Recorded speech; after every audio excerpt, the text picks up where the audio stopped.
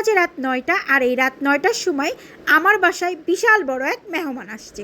সেটা হচ্ছে আমার ছোট ভাইগনা। ওর কথা হচ্ছে রাত্রেবেলা আসছি, কোনো কিছু খাবো না, শুধুমাত্র ম্যাগি খাবো। অনেক কিছু বাসায় রান্নাবাড়া করছি, অনেক কিছু তাকে বললাম খাও, না সে কোনো কিছু খাবে না, শুধুমাত্র আমার হাতের ম্যাগি খাবে। আর সে আমার হাতের ম্যাগি, চিকেন ফ্রাই আর জুসটা খুব পছন্দ করে। তারপরে তাড়াতাড়ি করে তার জন্য ম্যাগি রেডি করে নিয়ে আসলাম। জিজ্ঞাসা করলাম যে কেমন হয়েছে। সে বলতেছে অনেক মজা হয়েছে, অনেক মজা হয়েছে।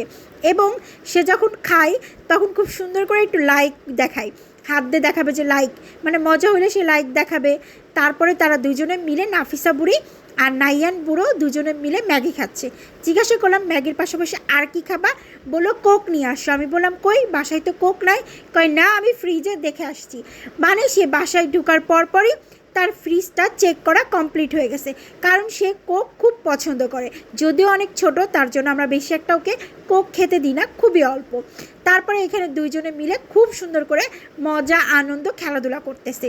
এখানে আবার খেলাধুলা করতে করতে আমরা বলতেছিলাম যে নাইয়ান যদি জাস্ট একটা মিনিট চুপ করে বসে থাকে তাহলে মনে হয় আমরা সবাই একটু শান্তি পাবো।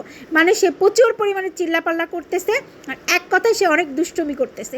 তো এইখানে ছোটোখাটো একটা বাজি ধরা হইলো। যখনই আমি বললাম একটু গলা জোরে করে, তখন সে চুপ হয়ে গেছে। আমরা তো সবাই ওর চুপ করা দেখে অটোমেটিক সবার মুখে শুধু মুচকি হাসি আসতেছে, বাট সাউন্ড করে হাসি দিতে পারতেছি না। তাহলে আমরা সবাই ধরা খেয়ে যাবো যে ওর সাথে প্ল্যান করতেছিলাম। খুব সুন্দর একটা সময় পার করলাম।